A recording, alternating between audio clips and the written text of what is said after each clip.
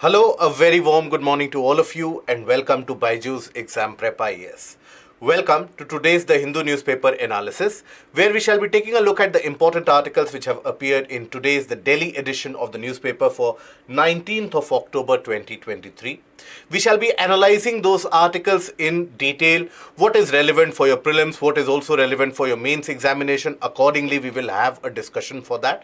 And our aim and the goal at the end of it will be to frame very crisp points and very crisp conclusions out of all those articles so that you can not only further your level of understanding, but also you know what to write when the time comes in the exam hall. Now, before talking about the topics that we are going to discuss for today, a minor and a brief announcement for all of you that we are going to conduct the National Scholarship Test for Civil Services 2024. Now, this test shall be conducted on 22nd of October at 11 a.m. The registrations, the link of it will be provided in the description for the video below. And in this test, you can get up to around 90% off on all our programs. The registration of it ends at 6 a.m. on 22nd of October in the morning.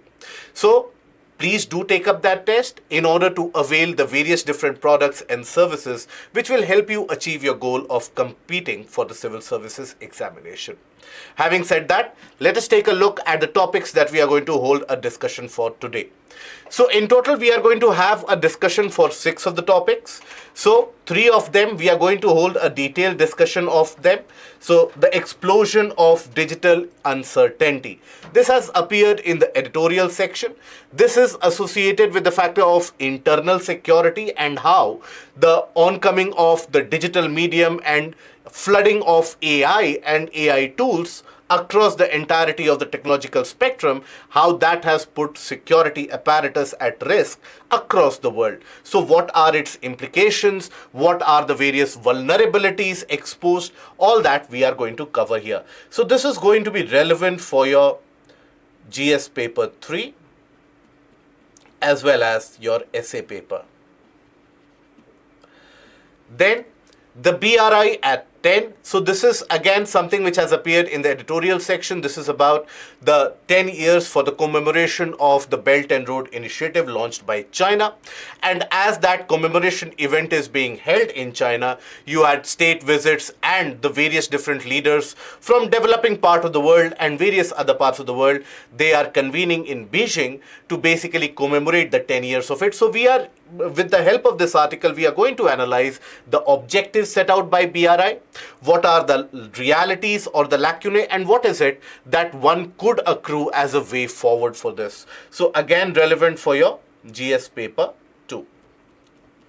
Then the measure of the working woman.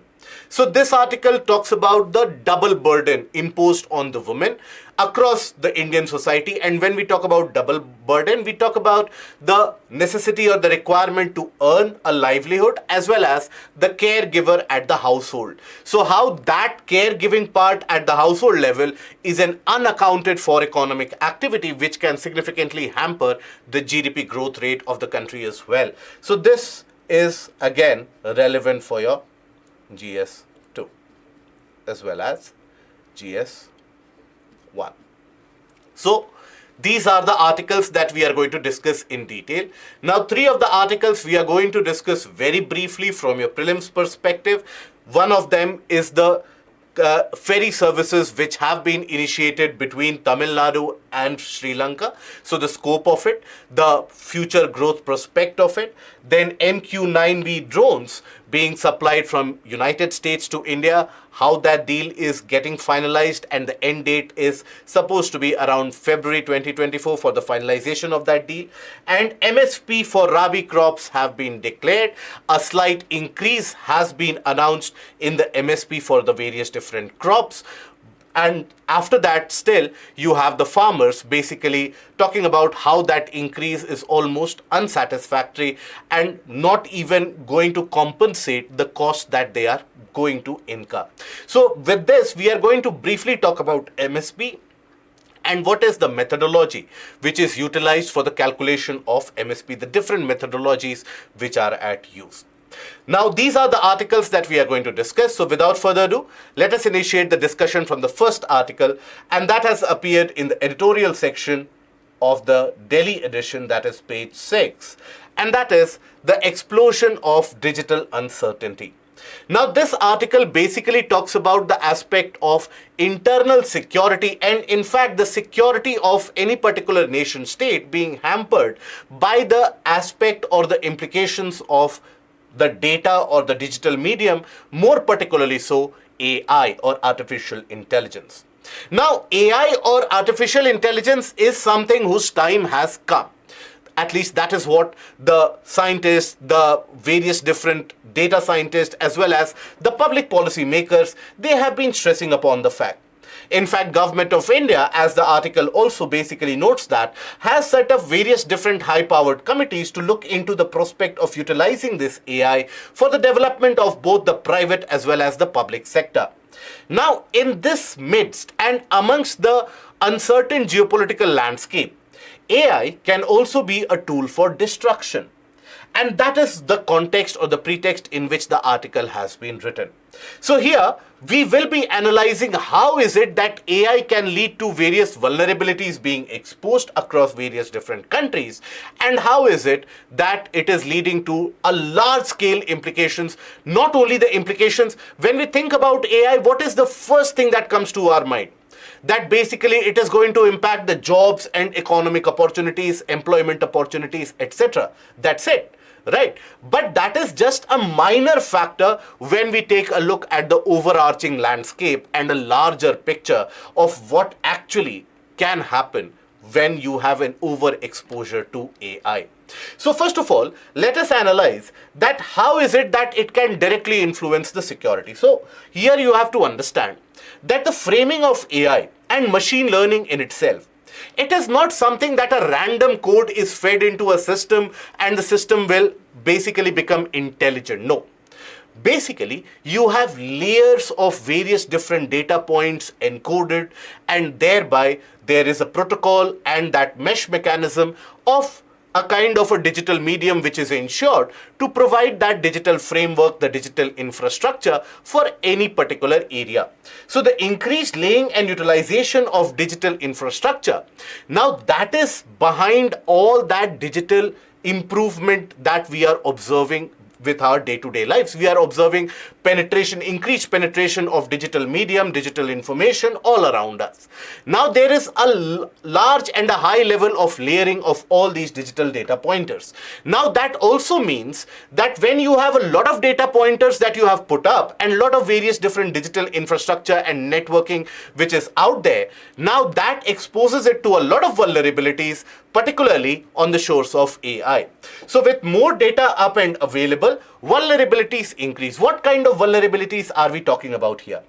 So we are talking about data compromisation, and in the sense your personal data can also get compromised, and much more dangerously so at a national level, at the national scale. You can have critical infrastructure, critical data which can be exposed, and AI, as it is always advocated, will be the best hacker that the world has ever seen. So because you are putting in some amount of intelligence, and that amount of intelligence can provide it with the necessary tool and medium to circumnavigate the various different protocols, the firewalls, etc. that you put behind to safeguard your data. So AI can virtually compromise it all.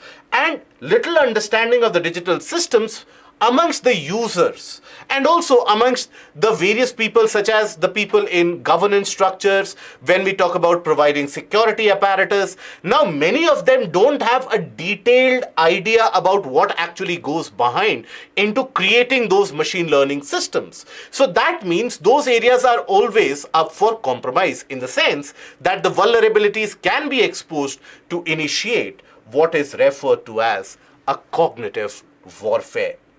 Now, cognitive warfare, oftentimes deemed to be the next generation of warfare, which the world basically is exposed to, and the world already is being exposed to that. So what is cognitive warfare all about?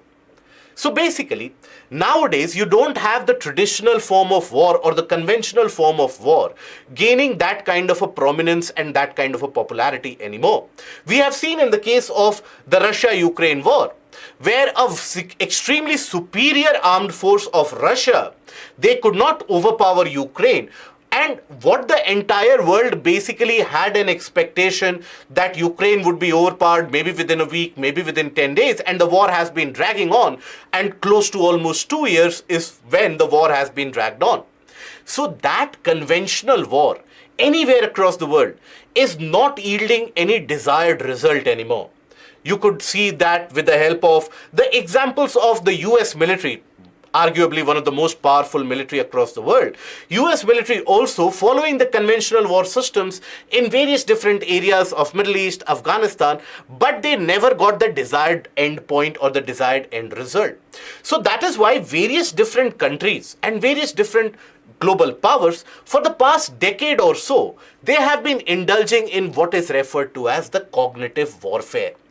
And our intelligence chiefs also, the ones who are present in office and the ones who have basically retired out of office, all of them have been warning us about it. So cognitive warfare. Cognitive is the important word here. What is it?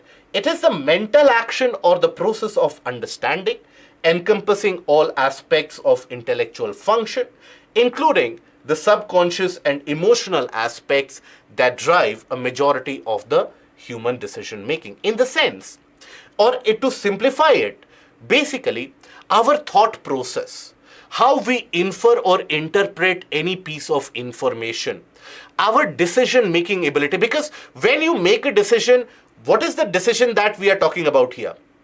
This is not the decision that we are talking about whether you and I, do we have the power to launch an attack on our enemy nation? Absolutely not, and obviously not. So which decision making are we talking about? We are talking about the public opinion in the larger sense. That is one of the major points here. So, framing of and, in a way, shaping of public opinion. Now, that all those factors which are involved before we arrive at a particular decision. So, let's suppose if you consider the present ongoing war between the Hamas and the Israeli Defense Forces. Now, all of us might have one or the other form of a decision or a conclusion that we would have arrived at.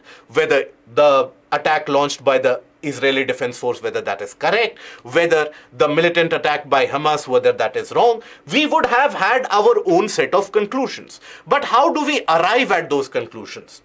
Based upon the sources or the pieces of information that we are exposed to? Based upon the certain set of evidences that we always think of it as credible and truth. So what if all those pieces of information, all those pieces of videos, etc. that we are exposed to, what if all of them were a part of a propaganda? What if all of them, many of them could be fake? And fake in the sense generated by AI. Now, I hope we are already aware that even the basic factors, for example, how we shop online, that is also shaped by AI and by the engines of the various different e-commerce conglomerates, etc.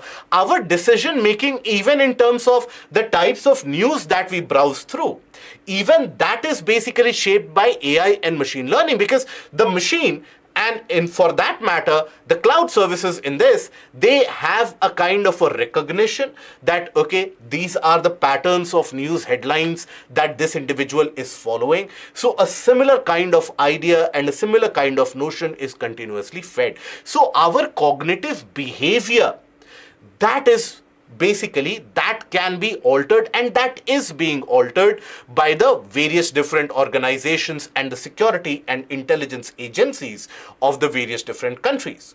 As you had the recent inauguration and launch of a book by the ex-RAW chief, he already talked about the vulnerabilities that various different countries such as Russia, China, Pakistan, etc., they feed a large amount of news headlines, a large amount of disinformation in the aim or with the aim of shaping the public opinion.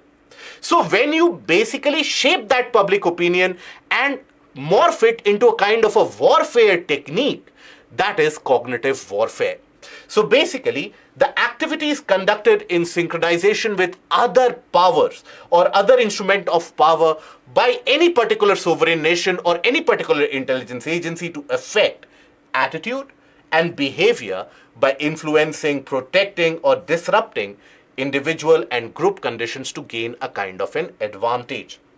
So it can basically encompass conflicting cultural or personalized components involving the aspect of social psychology, ethical dilemma, everything can be involved here. So here, this cognitive warfare is not necessarily going to indulge itself, or the aim or the end goal of it is not territorial expansion or aggrandization of a particular territory.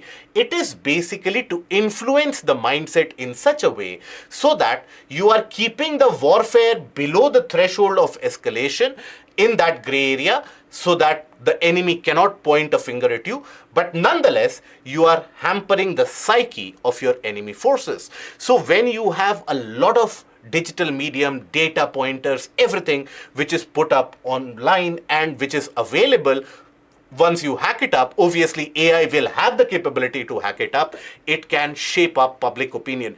For example, as NATO has also brought out a kind of a white paper on cognitive warfare, NATO has basically singled out countries such as Russia and China, where NATO has singled out the fact that these particular nations, they are pushing out various agenda pieces, articles, videos, etc., which makes you in a way doubtful for your own country's survivability, doubtful for your own country's policy, and in a way nudging the various different countries and larger population and public to adhere and also align with China's and Russia's own political agenda.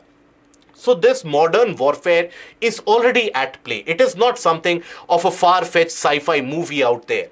It is something which is increasingly being deployed. Now, with the advent of artificial intelligence, launching of this kind of a covert cognitive warfare becomes much more easier and becomes much more feasible at the same time. Now here, the vulnerabilities are not only present in the listed items that we have seen. Basically, when you take a look at the vulnerabilities, so we have to understand that amongst all the various private players, the public sector, etc. that you observe, now the stress is not to store the data points or the data systems in the hardware or the hard devices. You would have observed that for the past 5 to 6 years, there has been an increased move on the side of all these companies to store all the data in the cloud system and the cloud services. Now the problem with the cloud services are they are open to hacking by AI and any particular machine which has the ability to self-learn. So when you are putting all your data up into the cloud, in a way, the article argues that you are opening yourself to a lot of uncertainty, lot of vulnerability at the same time. And also, increased vulnerabilities to misinformation and fake news. Now, various different countries are trying tooth and nail in order to combat the menace of fake news. Now, from democracies such as United States to India, all of us, we are suffering large amount of issues due to that fake news and misinformation which is spreading. India has also brought about changes in its IT Act in order to combat the surge in fake news and the propaganda pieces which are spread, primarily with the aim to bring disharmony within the society. Now, that fake news and generation of fake news is becoming much more easier. In fact, recently you had certain set of fake news where even the speech of the US president that emerged out to be fake. The video was created in such a way that for a common and a normal individual, it would appear to be a normal address by the US president to the American public. But it turned out to be fake. And that is what is going to become a larger threat, not only to the very fabric of the society, but also integrity of the larger nations and diverse nations such as India, as this article also argues. Now, the basic modus operandi or the method of operation which is being used is basically to flood you with all various different types of news information. Many of them will be fake, few of them will be correct. Now, once people find out that the information that is being fed on to them, some of that is fake, some of that is real, that leads to a condition which is referred to as the truth decay, where the truth, the reality of it, that gets masked behind, that gets masqueraded, and eventually what you have is a scenario where each and every piece of information is looked at with utmost amount of suspicion. So you believe only what you want to believe, and you basically anything that goes against your point of view, you deem it as fake news, as a kind of a propaganda item. Now that can lead to dangerous political scenarios both at the domestic level as well as at the global level. Now, with the emergence of technology, we are not far off from the emergence of AGI, or Artificial General Intelligence. Now, what is AGI? Till now, AGI is still something of a figment of imagination, but still, when we talk about AGI, it is the representation of a generalized human cognitive abilities in the software. To that, faced with an unfamiliar task, the system could find a solution. The intention of an AGI system is to perform any task that a human being is capable of. So basically, AGI would be bred out of the machines themselves, where the machines themselves, or basically they have the capability to teach themselves about how to build their own intelligence. And when they would build their own natural intelligence, or when they possess the capability to build their own intelligence, obviously they would be much smarter than the humans. Not only would they be able to take care or decipher certain cognitive decisions, certain very basic decisions, they can build up upon layers of truth which can basically be deceitful. So an AGI system should have the following abilities and understanding. It should have a kind of an abstract thinking, background knowledge of the various sources of information that it is going to put up or it is going to process, then common sense. That is the thing, or that is one of the abilities which the AI as of now doesn't seem to possess too much. So the AGI, or the general intelligence that is going to develop, will have that common sense which will help it emulate human behavior and human decision making. It can replace that human decision making with an increased pace, thereby leading to you and me doubting the basic pieces of information floating around us. So it can have a cause and effect analysis and also have the ability to transfer learning. So this is going to be relevant for your prelims. That what do we understand by AGI and its implications, not only for AGI, but when we talk about all this aspect of us being exposed to AI, machine learning, and the forthcoming system of AGI also dawning upon us, what is it that the implications hold for us? First of all, it can lead to a complete erosion of trust, not only in the various different governance capabilities, but also in our own data, in what is the information that is given out to us, that is emanated. As I told you, it can lead to a kind of a confirmation bias also. And economic manipulation can happen at a very large scale, because what it will lead to, the scenario will lead to a situation where whosoever has the control over the digital data, they are the ones who are going to rule the roost, in the sense that having the capability to hold that digital data will provide you with a kind of an unprecedented advantage, where you can not only manipulate the data before the others take a sneak peek at it, but also you can influence the kind of data that you want to be utilized, the kind of data that the machines will learn to ignore. So that is why it can lead to a kind of a digital colonization. The development of AGI networks, basically when the AI networks have that general common sense and a general sense of intelligence, what that can bring about is huge job and economic displacements, something that you have talked about repeatedly with the advent of AI, but it can happen at a much larger proportion. Then impact on the fabric of diverse societies. Why and how? based upon the set of misinformations, based upon the set of false pretext and context in which certain pieces of information you are exposed to. Now that can leave open vulnerabilities, and in diverse societies where you have people of various different backgrounds, in the present day of technological warfare and technological systems, not everybody is associated or is basically concerned with fact checking or truth telling. They are basically going to lap up the data or the information that you are going to feed them. So that can bring about a kind of a social disharmony. It can give rise to, in certain cases, civil war conditions. It can give rise to riots and unwarranted for terror activities as well. And here, you need to weigh in the ethical implications of the technical advantages as well. Because as the article cites this as the Oppenheimer moment. So those of you who would be aware with the Oppenheimer moment, basically it talks about that science and technology will develop at a certain pace. But then at the end of it, you have to weigh in whether you would give preference to that technological advancement if it can lead to ethical and the moral erosion, or whether you give weightage to semblance of humanity being maintained, semblance of common sense being maintained. So what is it that we can think about as a way forward? The way forward would be very simple. It is always said that a technology or an idea whose time has come, no one can stop it.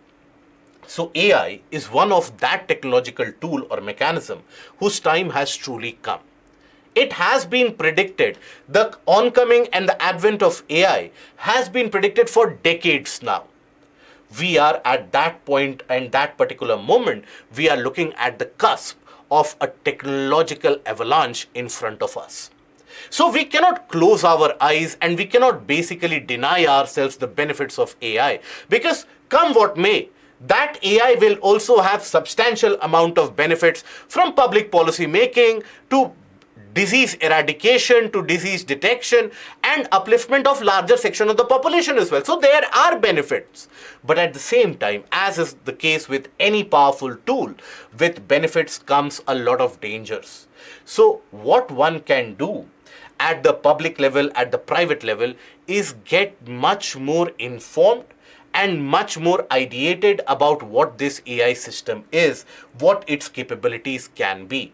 At the end of it, human intelligence has got the ability to trump over it and have that regulation.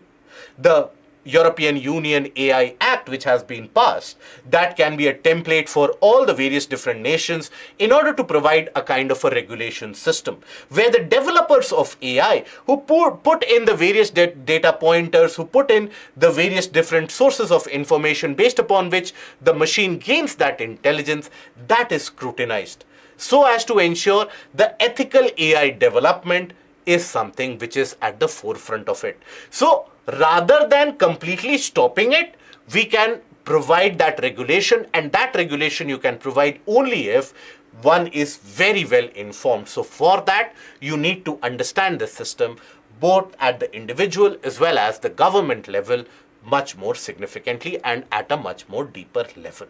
Okay, so that is what this article was about the implications of AI on the security apparatus of any particular country and the various vulnerabilities that the countries are exposed to. Now, after that, moving on to the second article that has also appeared in the editorial section. This has also appeared in the page 6, relevant for your IR. So this is about the BRI at 10. Okay, some hits and many misses. So basically right now you have the third Belt and Road Forum for International Cooperation that is being held, or that was convened in Beijing. Now this marks almost 10 years since the advent of this Belt and Road Initiative. So before we move on into what this Belt and Road Initiative had an objective about and what is the reality of it, I hope we are all aware about its overall political landscape or a geopolitical picture that it paints. So BRI, as per the propaganda machinery or the government machinery of China, so BRI is currently a $4 trillion investment spent to develop supply chains through road, rail, and ports, and supporting infrastructure and operating systems on a global basis.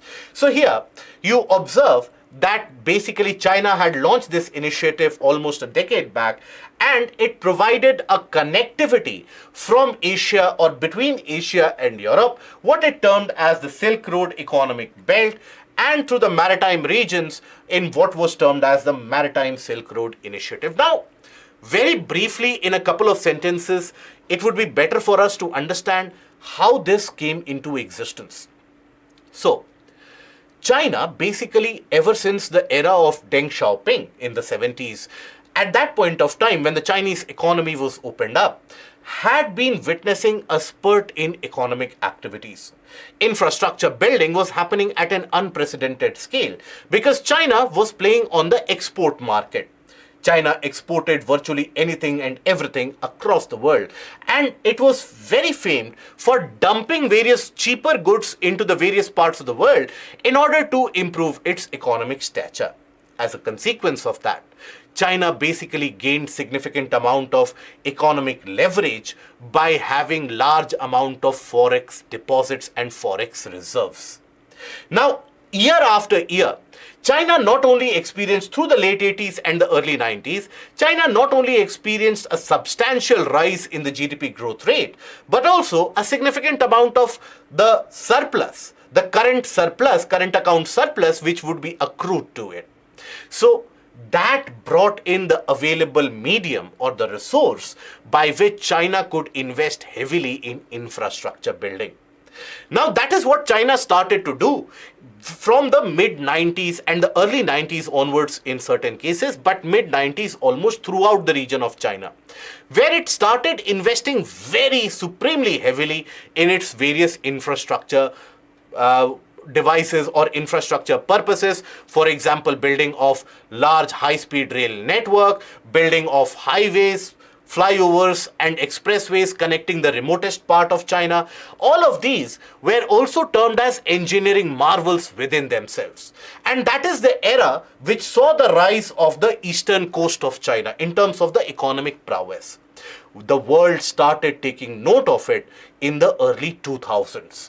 And that was when China basically started putting all of its infrastructure progress that it had made for the past decade or so for the world to see. Now, in the first decade of 2000, China also had hosted the Olympics, the Beijing Olympics, and that was a medium to showcase its infrastructural as well as technological prowess. A country which till the 80s lacked significant and substantially viable railway services, within a span of a couple of decades, surpassed Japan as the country with the highest network or the longest network of the high-speed rail system. So that tells you the rate at which China progressed with that infrastructural building. Now, the scenario was set, and the world was already looking at China as one of those project executors which can implement the toughest of infrastructural projects, and that too at a very cheap cost. Now, this was the groundwork which China had laid. And this was utilized by Xi Jinping, who newly, upon being anointed in power, Xi Jinping used that power of China, a kind of a soft power of China, in order to project it across the world. And the message conveyed to the developing and the underdeveloped nations of the world was very simple. That look, all the Bretton Woods institution or the financial institutions that you have in the form of IMF or in the form of World Bank, they are not going to lend to you to build your highways. They are not going to lend to you to build the bullet train network systems, but we are going to provide you that money. We are going to build a kind of a connectivity network between Asia and Europe, both from the maritime areas as well as from the land regions, so that we can go for a seamless trade connectivity. And that was a lure for many of these poorer nations who did not have any kind of an economic uptake that they could look forward to. And basically, in order to assuage their own domestic political constituency as well, these countries basically, many of the times, they were in a way nudged to make a decision to take these Chinese loans and become a part of that Belt and Road Initiative. So that was the pretext under which it was launched. The objective of it was simple. The objective was the projection of power, as has been cited in the article as well. The objective before the launch of the BRI was that China, which is being sought or which is being seen as a regional power with a global influence, we have to change that perception to China becoming a global power with a kind of a comprehensive strength. How comprehensive strength? If you can provide a supply chain network connecting Europe and Asia, integrating the poorer nations of Asia, providing port building facilities, highway connectivity to various different nations, you are indeed a comprehensive power. Many of the Chinese scholars basically also had a similarity of this BRI to the Marshall Plan. Marshall Plan, which was launched after Second World War in order to provide the economic boost to the European war-torn European nations. Now this was sought or basically seen as China's own version of the Marshall Plan, whereby they could influence the global geopolitical decision making based upon its infrastructure building capabilities to provide that digital infrastructure, to provide that hard infrastructure of building dams, of building various different highways, expressways, railways, freeways, etc. So it also aimed to slowly and steadily elbow out dollar from the currency of transaction, and also making the Chinese renminbi a global currency of acceptance. How? So basically what China did, it was to ensure. Now, why is it that dollar is very predominant other than the intrinsic value of it? You have to understand that when we talk about the global financial institutions, all of them, they carry out their lending in dollar terms and dollar parameters. So even the repayment of loan, etc., everything is done in dollars. Now, China's first aim at the time of launching of BRI was to replace these traditional lending institutions such as IMF and World Bank. And China, before that, for a couple of years, for the 3 to 4 years, continuously had basically spread this information across the world that, look, World Bank and IMF, they are biased against the poorer nations. They will basically listen to what United States has got to say. So if you don't follow US policy, World Bank and IMF will not come to your rescue, which to a certain extent was also the reality and which basically represented the fractured reality of the world order. Now, China basically set up the AIIB, the Asian Infrastructure Investment Bank, with a war chest of close to around $100 billion. Now, all of that comes from the economic might that China had gained based upon the decades of growth and development overall. Now, other than this, the transactions at the local level, at the trading level, China basically insisted that they use the local currency for transaction, thereby increasing the acceptability of yuan and ensuring that the Chinese currency floods those local markets in all the regions where it is being spread over. So in a kind of an analogy, it can be thought to be about akin to economic capitalism, where in the sense you are, or economic colonialism rather, where in a sense you are colonizing the various different nations or the states through which this BRI passes through in order to make them economically captive under your whim whims. So that also was basically done in order to elbow out dollar from international trade, making the Chinese currency in much greater demand and much more prominent.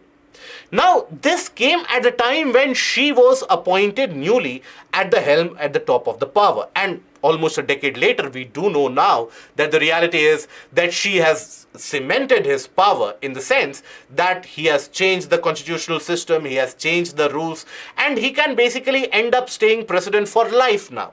right? So domestic political posturing at that point of time was very much required, because Xi Jinping wanted to be seen as a leader who basically appends the decades of, or the century of humiliation, as the Chinese call it. They call that era of colonization as a century of humiliation. So Xi wanted to be seen as that messenger, as that implementer of that Chinese dream. He even went ahead to copy that connotation of American dream. He basically talked about the Chinese dream, and projection of that Chinese dream in the world order could be done by development of that BRI. That was a major objective. And basically the medium which was sought was that all the developing nations are lacking that infrastructure, that hard infrastructure. Estimates by World Bank and IMF and all the various different institutions, financial institutions per se, they have indicated that trillions of dollars need to be pumped in the developing nations almost on an annual basis through the 2030s in order to ensure that they are up to par when it comes to availability to electricity, availability to internet access. Millions of people live in abject poverty across the world, and they don't have access to better infrastructure. China stepped in to fill that gap. But then all these objectives, they seem to be noble and they seem to be ideal. But what is the reality? The reality on the ground is quite different now that a decade has passed. As per China's own white paper that it published about the realities of the BRI, it indicated that trade and agreements worth 380 billion US dollars have been put in place since the advent of BRI. So you can think about it, $380 billion is not a small sum. It talked about how many of these, tens of these nations have basically come into various different forms of arrangements and agreements with China.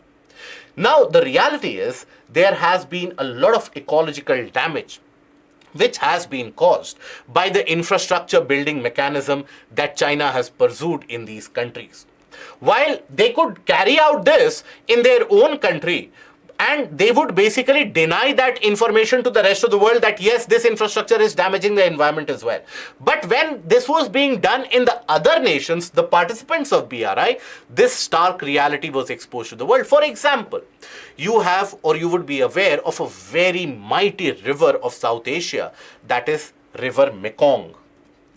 Now Mekong, during the rainy season, can become significantly larger in terms of the volume of water carried, causes flooding, etc. So China came ahead with a dam building exercise in Laos, dam across Mekong. Now the dam was built, incurring huge amount of cost, but at the end of it, it would cause regular drought in that area by altering and damaging the underground water aquifers of that river Mekong and the Mekong Valley. So that tells you that the ecological damages have been immense. Even Indonesia has suffered significantly from it. Now it has caused labor unrest. The BRI projects has created labor unrest, particularly in Indonesia, Pakistan, etc. This is something that is very apparently visible in the sense that many of the positions and posts which were ideally allocated for the local labor force, they have been occupied by the Chinese labor. And the Chinese companies, what they are doing is they are bringing their own machinery, they are bringing their own labor force, they are implementing a particular project. So the local economy has got nothing to gain out of it other than looking their environment and ecology getting destroyed, the labor force, the work that they could have done on their own, that being taken away by the Chinese labor. So that has created a kind of a sentiment which is hostile towards the Chinese labor in many of these localities. That is why you would observe in countries such as Pakistan that the Chinese labor, etc., they are provided with utmost amount of security. And that security, obviously to protect them from terrorist activities as well, is also to protect them from their own local labor unrest, which is quite significant. Then, lack of compensation. example I had given you about the construction of dam in Laos. Now, many of these activities, even in Africa that they carried out, compensation payout for that was either inadequate or completely missing. Now, these cases are emerging after some time, leading to increased amount of grievances. Predatory economics was followed.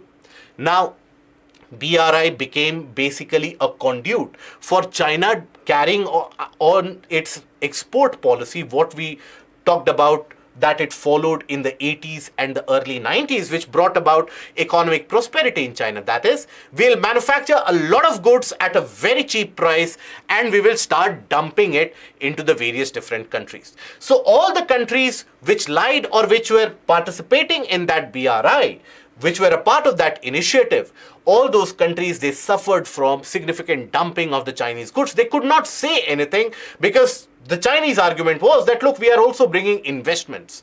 But at the same time, the local industry in all these countries, and that is why majority of the member nations which participated in this, they basically within a decade have become case studies for economic nutcase or an economic basket case, where the local production, the local level of economy has been stifled, has been cut off, and it is a Chinese economy which has thrived at their cost. Then the debt burden. Debt burden imposed is very, very high.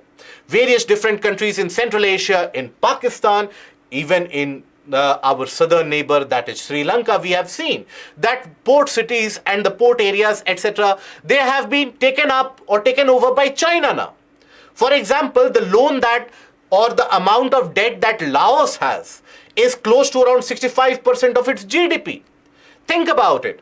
A country having a debt to another nation which is more than 50% of its GDP, it is nothing short of an economic colonization.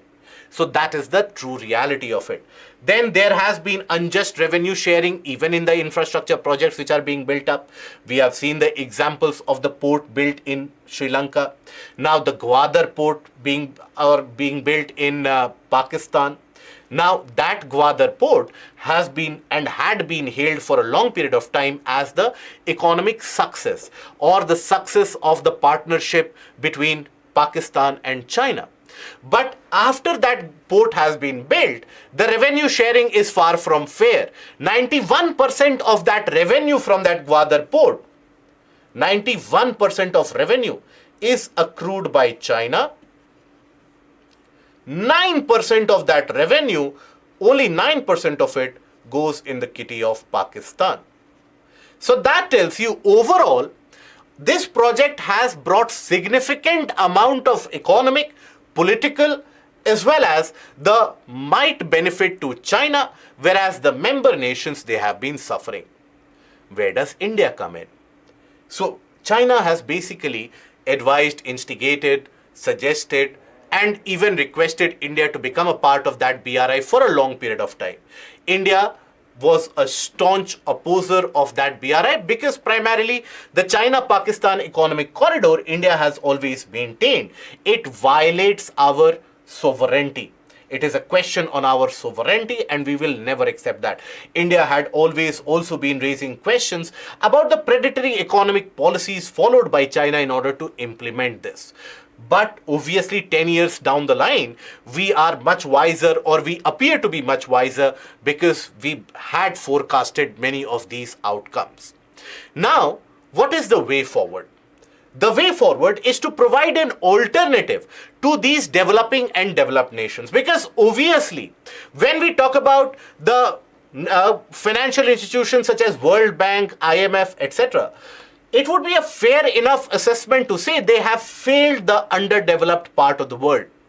They have not carried out a kind of an unbiased lending mechanism to bring forward significant amount of economic growth. So there needs to be an alternative. Alternative has been pitched forward. Now G7's forum basically pitched forward, Build Back Better World for infrastructure development in underdeveloped nations. Then in G20 summit, you had India, Middle East, Europe corridor, basically at the G20 summit, which was unveiled. So all these are your alternatives. Alternatives to what? To fill that infrastructure gap. The underdeveloped nations, the developing nations, they cannot carry out economic progress unless and until their infrastructure is met out.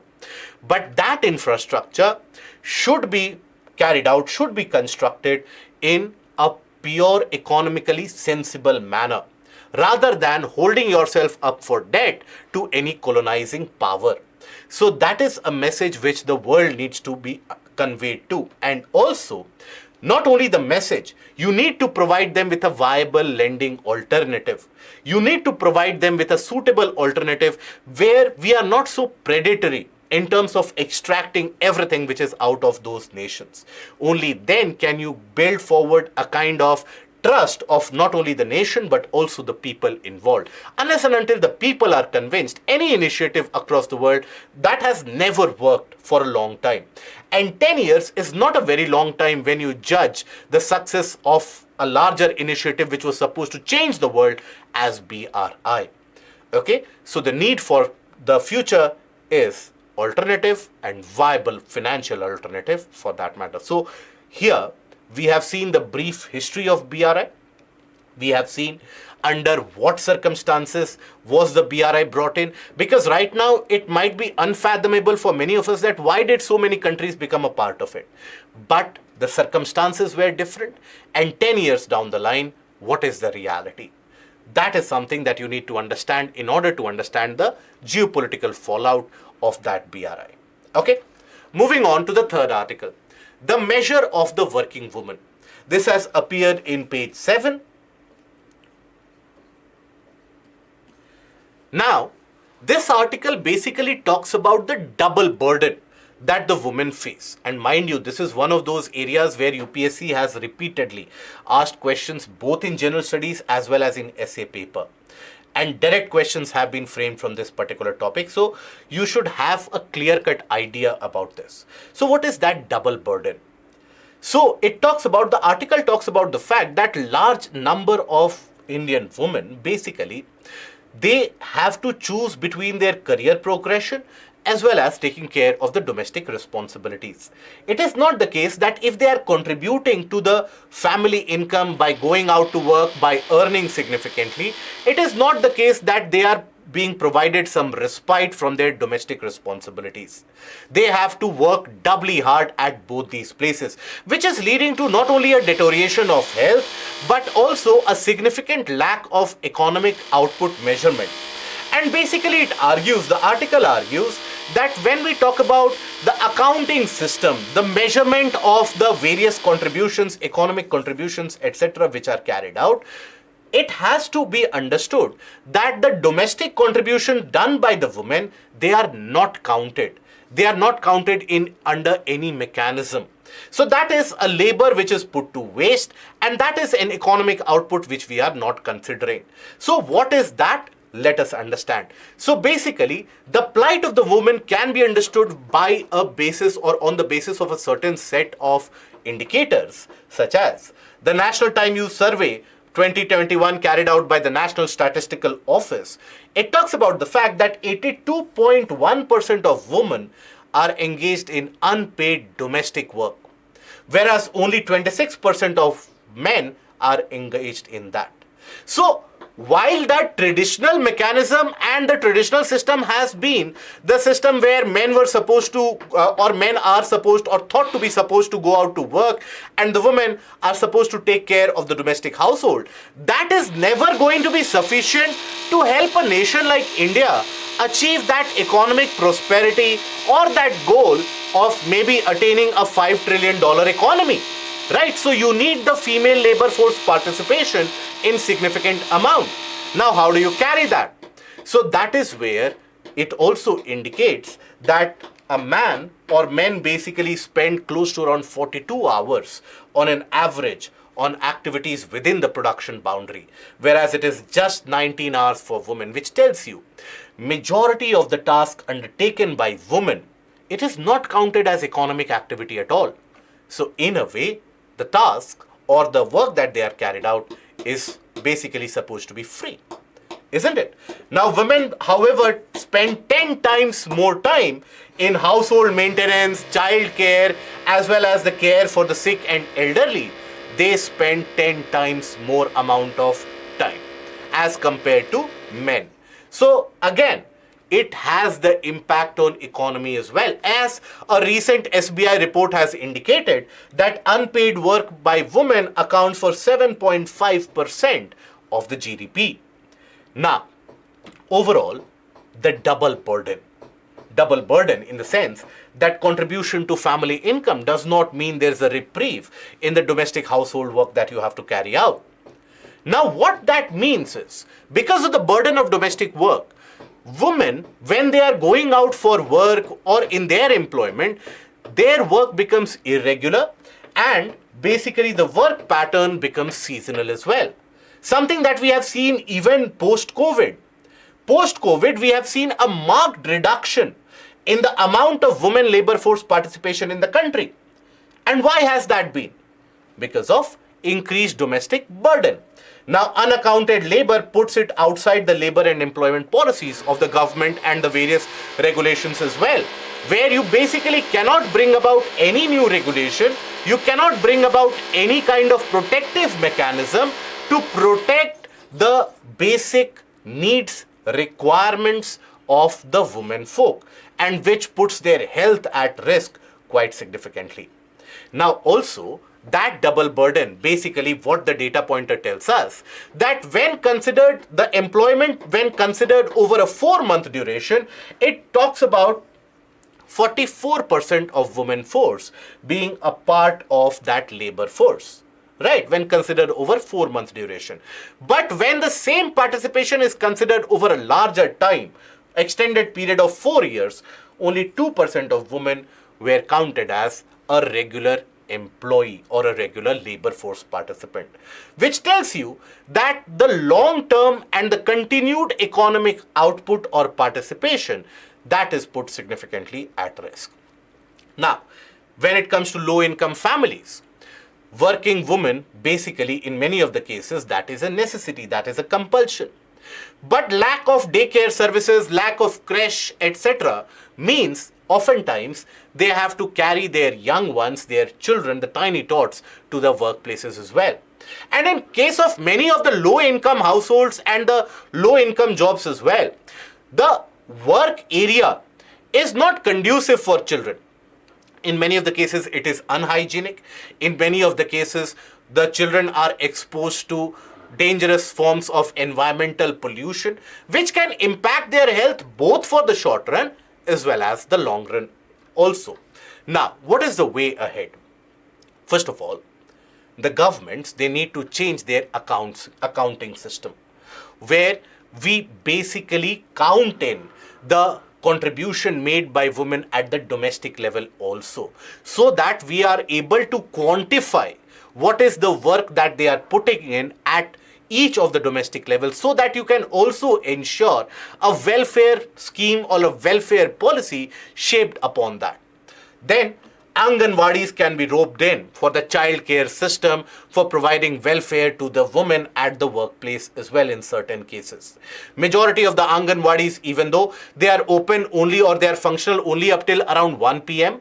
But in the case of the low income families, the work goes on till evening or afternoons many of the times. So that national creche scheme, which presently operates at 6,500 centers, need to be expanded for providing proper care to the young ones, and so that the women folk, they are free to participate in whatever economic activity that they want to indulge in, so that they can carry out a meaningful, their own self-fulfillment, at the same time contribution to the household and the society at large. Now, increase in labor force participation is the need of the hour. We cannot expect ourselves to be amongst the global economic giants if our labor force participation for women is so low.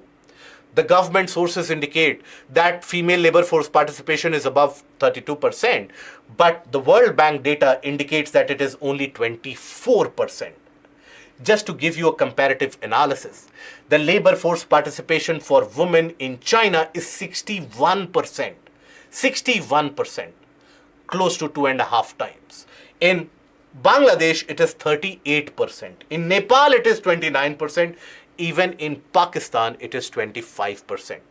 which tells you that the labor force participation in India for women is so very low. Why? They have to deal with the domestic burden. The household work is shared by them at a disproportional rate as compared to the male counterparts. So there needs to be a reprieve.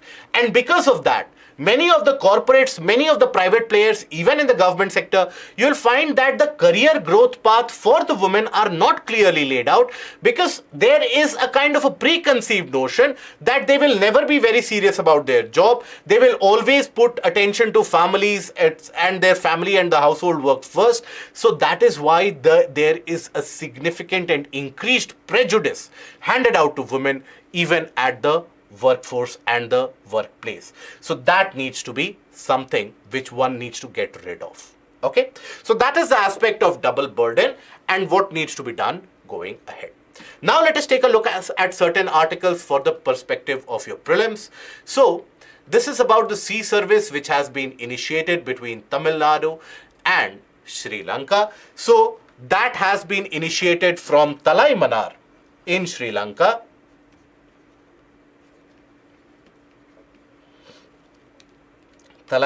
in Sri Lanka to Dhanushkodi in Tamil Nadu. Right? Here Rameshwaram. So basically, this article talks about the fact that the sea service, the ferry service which has been initiated, has a significant amount of scope and possibilities for the economies of the region, of the local area, and also for trade and tourism. In the sense that ever since that you had the kind of air services which have been provided from Tamil Nadu to Sri Lanka, significantly larger number of Indian tourists have basically visited the island nation. So it brings about economic prosperity for the economically striven state that is Sri Lanka as of now. And also, once you have the ease of movement, the people-to-people connect which already exists because of cultural reasons, that can also be deepened. And here this article also talks about a voluntary repatriation. What is that?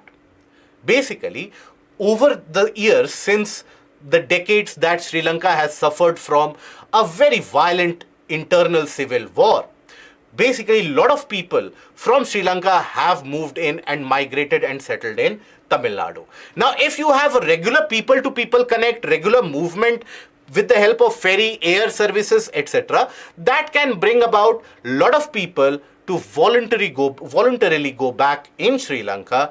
Now, that will be a cultural connect for them as well. And when it comes to India, it will be good if people automatically move out. So that is something which can be beneficial for both the communities and both the culture. So in the long run, economic prospect in the sense of trade, tourism, and cultural transaction and cultural exchanges, people-to-people connect, all of these will be beneficial. It is estimated that close to around 10,000 Indian tourists have visited the island state and the island nation since the open air services have been provided. And these ferry services, which are provided at a rate which is quite similar to that of the air services, that basically also has the potential to provide that boost. However, there can be certain things which can be done moving ahead. For example, ease of stay, connectivity of these port areas to the regions in the interior of the India through railways, roadways. The port services should be much more developed, providing passenger convenient facilities and so on. Okay. Now, then India likely to sign deal with United States for the MQ-9B drones by Feb 2024. So this MQ-9B drone, that is manufactured by GA or General Atomics. Now this is a landmark agreement in the sense that India basically is being supplied with a weapon system that US, other than Israel, is not confident in giving it to anyone else. So in that matter, it is slightly special that India is getting that. Now, amongst the deal, you have the basic Sea Guardians as well as Sky Guardians. Sea Guardians is the naval version of these drones. So when you talk about the sea guardians, that is the naval version of the drone. So the Navy has basically raised a request for 15 of these sea guardians, and Air Force and the Army, they will be getting roughly close to around 8. So they are referred to as sky guardians. Okay, this is for Air Force and Army. So this is to be completed. This entire deal is supposed to be completed by February 2024, and after that, by 2027 is when we will be getting these drones. General Atomics under this deal is going to set up a maintenance repair facility, overhaul facility, what is referred to as an MRO, and that hub, it is postulated to be set up in Bangalore in Karnataka, but those nuances are still being finalized. Now, moving on to the last article, and that is Center raises the MSP, the minimum support price for the Rabi crops, and farmers are unhappy. Now, Rabi crops, here basically what are those? These are also referred to as the winter crops. Okay, Rabi crops, they are referred to as the winter crops.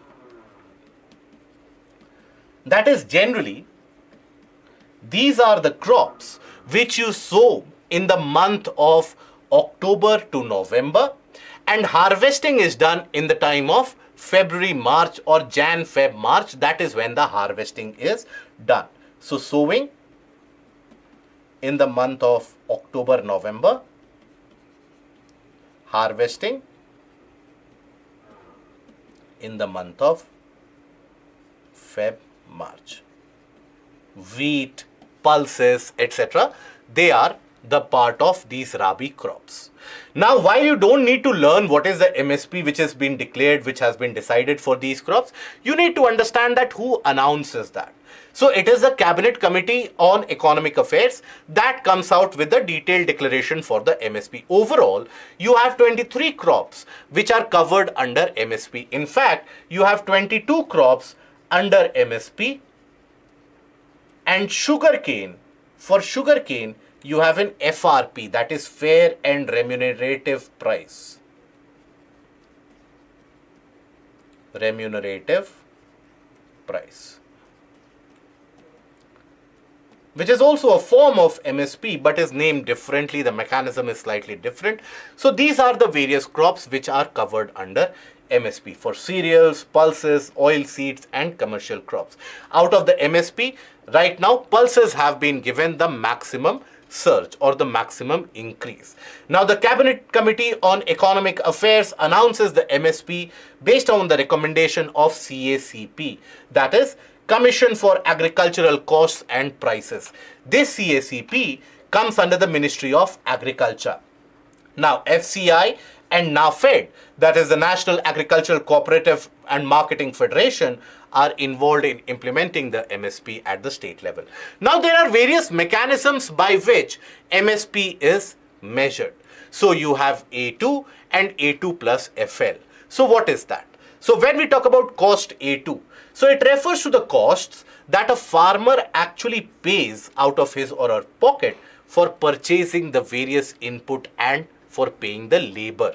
So that is when you have MSP declared on A2, basically you are counting these kind of input costs that the farmer is paying, and then you are announcing that this is the MSP that we will provide. There is also cost A2 plus FL. So FL basically talks about family labor, that whatever is the amount of family labor that you put in, you somehow quantify that as well, and you reward for that also. So basically it is the cost of family labor involved in farm operation which is added to A2. Okay, so the input farm cost plus the family labor. So these are the mechanisms used to calculate MSP, and after that MSP is calculated, recommendation is made by CACP, then announcement and eventual call is taken by the Cabinet Committee on Economic Affairs. Now let us take a look at the questions which can be framed from here. So discuss the implications of AI upon the security apparatus of a diverse nation like India. So this is a 10-marker question, 150 worded answer needs to be written here. So in this, first of all, in the introduction, you talk about very briefly what is AI, okay, or artificial intelligence. Now, very briefly, as in 15 to 20 words, you talk about machine learning and how it can basically change the technological paradigm of our current scenario or the current piece of existence. Now, after that, you start talking about the vulnerabilities that you have, digital layering, the digital framework and initiatives which are launched. All of that puts up the data which can be put up for compromise, which is basically at risk.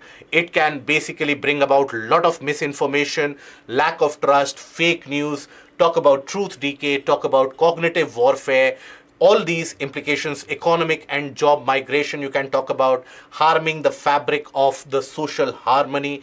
All of that you can talk about how AGI can also basically bring about a lot of changes in how we respond to certain activities. All that you talk about. In the way forward, or finally while you are writing the conclusion, try to write it with a positive implication or a positive output and outlook. How do you do that? You talk about the fact that despite the multiple challenges that AI holds in front of us, it has got the path-breaking potential to alter the way in which we tackle various human problems. So one needs to understand and regulate, if possible, the AI rather than to completely stop and curb the technology. We can use this technology to bring forward a larger good for the larger section of the population. For that, we need to understand it much better. We need to understand the intricacies of it, and that awareness needs to be spread not only at the public policy, but also at the private level. So with that, you conclude the answer and still have a positive outlook. Discuss the geopolitical fallout of the BRI for China and the members of the BRI. So here, talk about in the intro, what is BRI? Initiative launched by China. Now, that will be your intro. If possible, draw the rough map of the Silk Route, if possible, if you recall that. Then in the body portion, try writing about and start writing about the objectives which were being set and which had been set when China launched it up. What are the present realities? What is the reality in China? They are suffering from economic recession on their own. And in that present landscape, their ability to cater to the poorer nations has decreased. And what about the poorer and underdeveloped nations? That also you can talk about. Conclusion, you have to talk about what is the way forward to develop alternatives and to develop much more robust fiscal mechanism. With that, you can end the answer. It is advisable. Please do try to write the answers and send the answers over to us. So that will be all from my side today. Till we meet again tomorrow, do take care of yourself. Goodbye. Thank you.